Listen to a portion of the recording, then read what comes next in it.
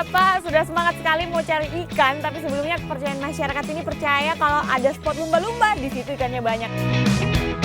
Wih, Bapak, itu lumba-lumbanya, itu ada lumba-lumba. Ya ampun, dia loncat-loncat.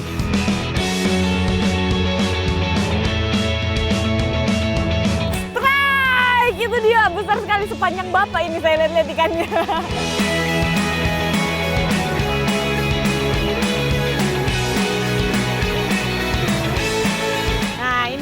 Siput mata lembu atau bongo, ini kalau kita lihat memang di dalam tuh kayak mata.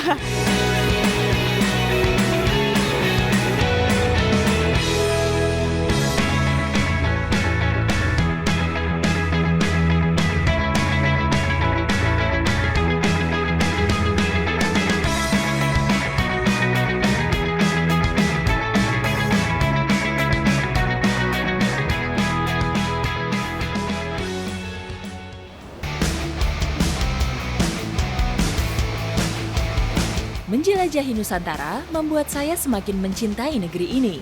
Setiap tanah yang saya tapaki selalu memberi pengalaman sekaligus pengetahuan yang baru. Nah, sekarang saya dan tim Jejak Petualang lagi mau ke Desa Tirom yang ada di Kabupaten Tanggamus. Petualangan kali ini diawali dari Pelabuhan Kota Agung, Lampung.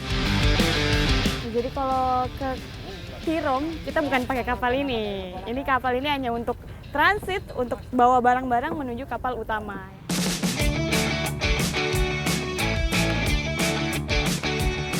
Oke, kita sudah mau ke kapal utamanya, ini dia. Jadi kalau transitnya seperti ini, barang-barangnya langsung di-loading ke sini juga. Karena memang yang darat sana tuh agak dangkal, jadi kapal yang besar ini tidak bisa ke sana. Perahu yang saya tumpangi ini melayani rute perjalanan ke beberapa desa di sekitar Teluk Semangka, termasuk Desa Tirom. Kalau kita lihat di peta, Tirom ini kita berangkat dari daerah yang namanya Kota Agung Tanggamus, terus kita berangkat ke Tirom ini memang satu daratan, hanya saja kalau ke sana itu belum ada akses yang memadai sehingga masyarakat di sini menggunakan kapal ini sebagai sarana transportasi keluar masuk desa.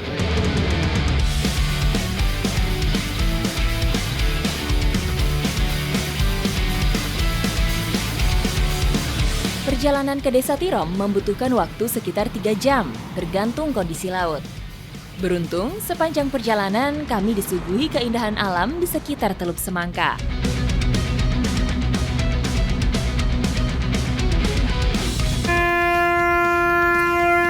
Ini sudah berbunyi tandanya kita sudah mau sampai ke tempat tujuan kita.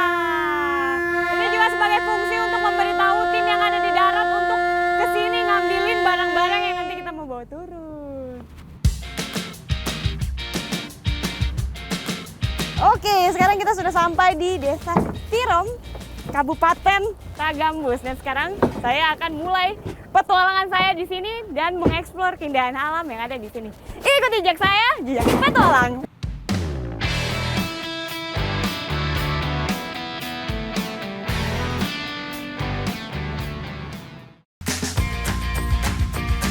Malam beranjak pagi, waktunya bagi saya mengikuti aktivitas nelayan setempat.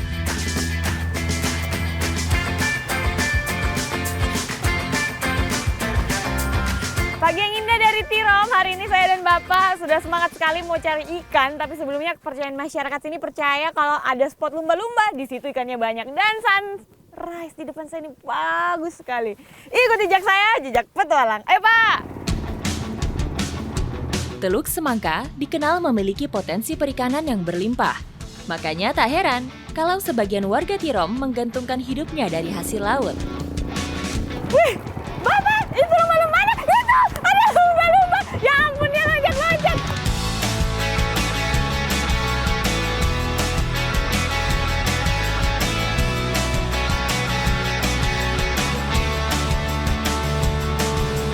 Lumba-lumba, cara panggilnya gimana Pak? Oh, ditepok-tepok gitu ya? Itu, ya ampun, di depan saya tuh lumba-lumbanya lagi lompat-lompat.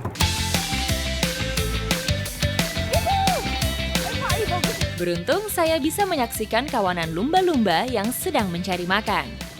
Perairan ini memang menjadi spot lumba-lumba. Tapi tidak setiap hari nelayan di sini bisa bertemu dengan mamalia air tersebut. Tapi memang kalau di sini tuh lumba-lumba dikenal sebagai tanda kalau ada banyak ikan. Jadi kalau misalnya di situ berarti di situ banyak ikan.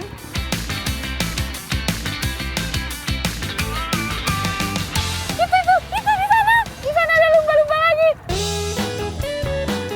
Lumba-lumba mempunyai penglihatan dan penciuman yang buruk. Sebagai gantinya, lumba-lumba hidung botol mempunyai sistem sonar yang berfungsi untuk mengenali lokasi dan mangsa di dalam air. Banyak sekali di sekitaran saya ini lumba-lumbanya. Wih, wah dia di depan. Sini.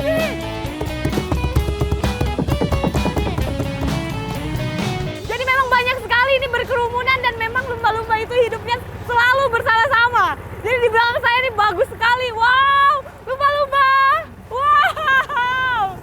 Wah, ini pemandangan yang sangat mahal buat saya. Sebagai hewan berkoloni, lumba-lumba juga berburu bersama dengan seluruh anggota koloninya. Makanya, saat melihat kelompok lumba-lumba melompat dan saling kejar, berarti mereka sedang berburu.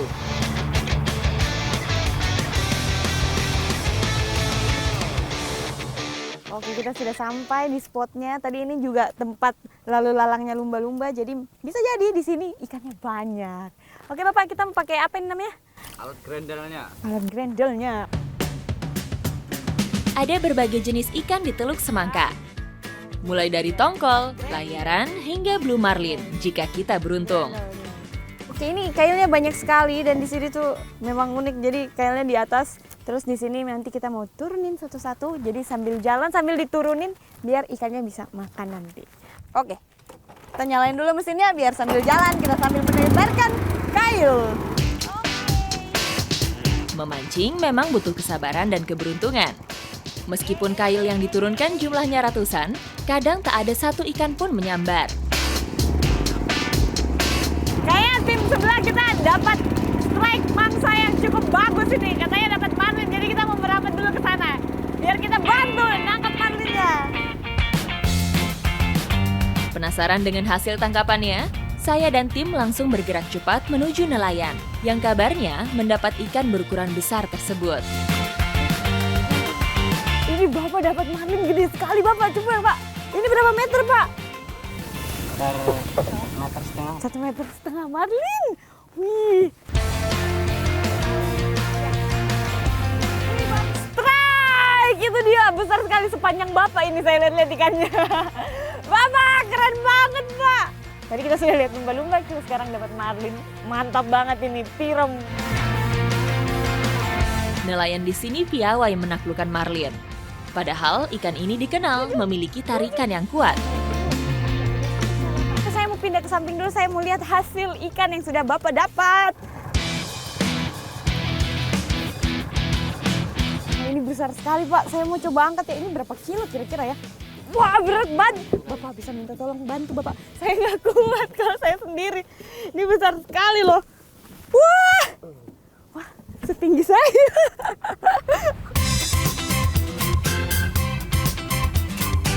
Ini dia, marlin hasilnya Bapak pagi ini.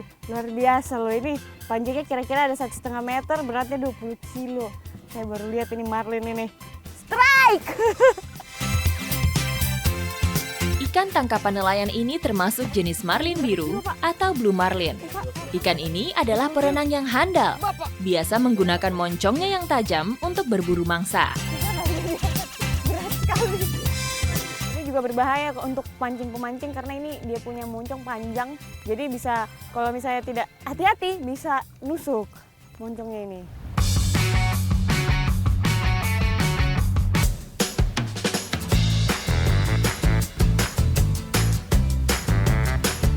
Saya singgah di pantai Desa Karangbrak untuk mengolah ikan marlin yang didapat tadi. Sebelum diolah, ikan marlin harus dibersihkan dahulu. Karena ukurannya yang besar, ikan ini harus dibagi dua supaya mudah untuk mengolahnya. Oke, kita mau olah ikan marlin yang tadi kita sudah ambil, tangkap dengan bumbu khas ini, yaitu sambal cobek. Itu spesial sekali karena di sini tuh kita menggunakan santan sebagai bahannya. Selain alam yang kaya, pesisir Tanggamus juga mempunyai ragam kuliner yang lezat. Sambal cobek adalah kuliner khas yang cocok untuk ikan marlin segar ini. Nah, ini ikannya sudah ada di depan saya ini. Ikannya cukup besar, jadi kita mau jepit dulu ikannya dengan pelepah kelapa. Itu, Bu. Ikan marlin mempunyai daging yang tebal, butuh penanganan khusus untuk mengolahnya. Ternyata tidak muat, jadi kita balik saja, Ibu ya. Oke, lagi balik. Ah, lebih sisi ini lebih panjang karena sisi yang tadi tuh nggak ada kepalanya. Yang ini ada kepalanya, jadi memang lebih ekstra. Sambil menyiapkan ikannya, ibu-ibu di sini mulai membuat sambal cobeknya. Untuk membuat sambal cobek, bumbu yang digunakan cukup sederhana. Yang membuat spesial adalah cara masaknya. Semua bumbu harus dibakar. Oke, ini masih diikat-ikat dulu. Saya mau ambil yang satunya ini. Karena ini ada dua sisi. Oke, Ibu, kita bisa angkat? Oke, kita mau bakar dan panggang ikannya sekarang. Wah, besar juga ternyata ini. Memanggang ikan sebesar ini memang tidak mudah. Dibutuhkan bara api yang cukup banyak untuk membuat ikannya matang. Tantangannya, tentu saja bara api ini sangat panas untuk didekati.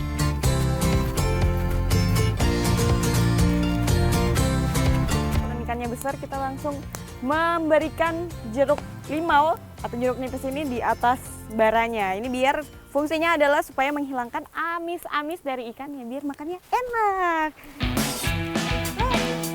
Saya harus membolak-balik daging ikan marlin ini supaya matang sempurna.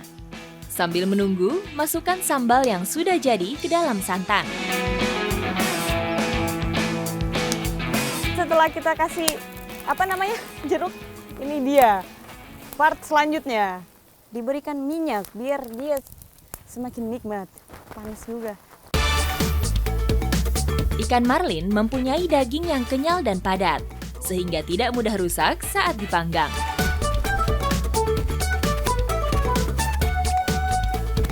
Ini sudah matang ikannya. Sekarang kita mau makan dengan bumbu sambal cobek. Yang tadi sudah dipakein santan juga sama tadi kencur. Kita mau makan ini sekarang karena sudah lapar banget. Ayo Bapak, Ibu, kita makan. Oke, ayo Pak.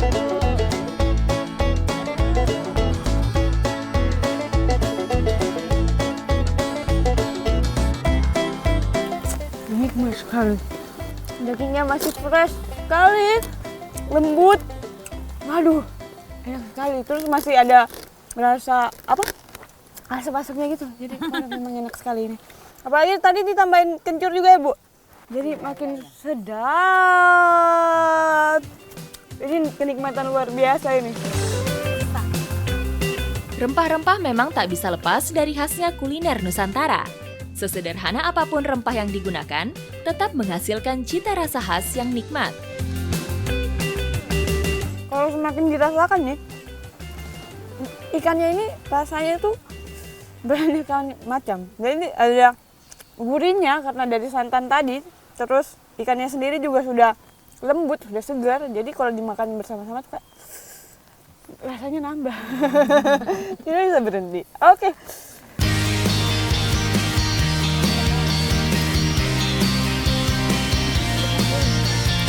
Hari ini sempurna sekali. Dari pagi kita sudah dapat sunrise, ketemu lumba-lumba. Sekarang kita menikmati marlin yang tadi kita sudah tangkap. Dan ini rasanya luar biasa nikmat. Dan memang laut kita ini menyimpan sejuta potensi. Ikuti jejak saya, jejak petualang!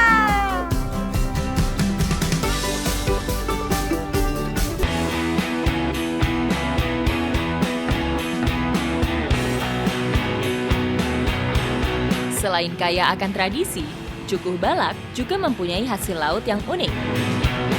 Sekarang saya, Abang dan Ibu mencari salah satu biota air laut yang ada di sini yang namanya siput mata lembu atau lokalnya dikenal dengan bongo. Ikuti jejak saya, jejak petualang. Binatang laut bertubuh lunak ini hidup di perairan pantai berkarang. Waktu yang tepat untuk berburu siput mata lembu adalah saat laut sedang surut. Nah, ini dia siput mata lembu atau bongo. Ini kalau kita lihat memang di dalam tuh kayak mata. Jadi makanya dinamain mata lembu, kayaknya emang karena mirip mata lembu nih.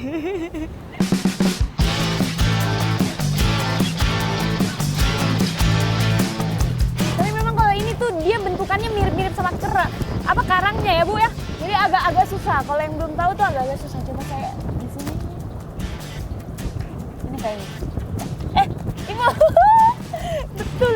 Ini dia dapat lagi satu. Siput mata lembu. Bongo ya, Bu ya? Bongo. Selain bentuknya unik, siput mata lembu mempunyai cangkang keras berbentuk kerucut.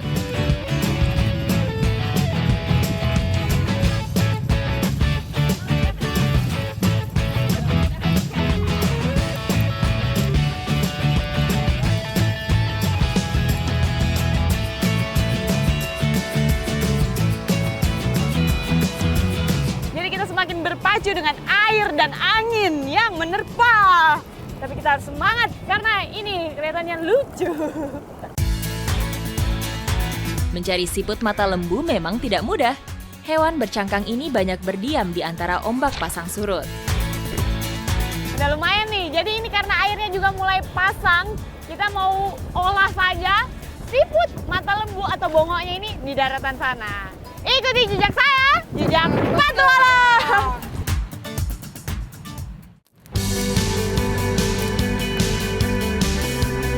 Siput mata lembu dilindungi oleh cangkang kapur yang sangat keras, sehingga dagingnya tak akan rusak meski dibakar. Proses pembakaran akan membuat daging siput matang dan menyusut, sehingga mudah untuk dikeluarkan. Sebagai pelengkap, ibu sedang menyiapkan sambal pehos khas Lampung. Yang membuatnya beda, asamnya berasal dari fermentasi belimbing wuluh.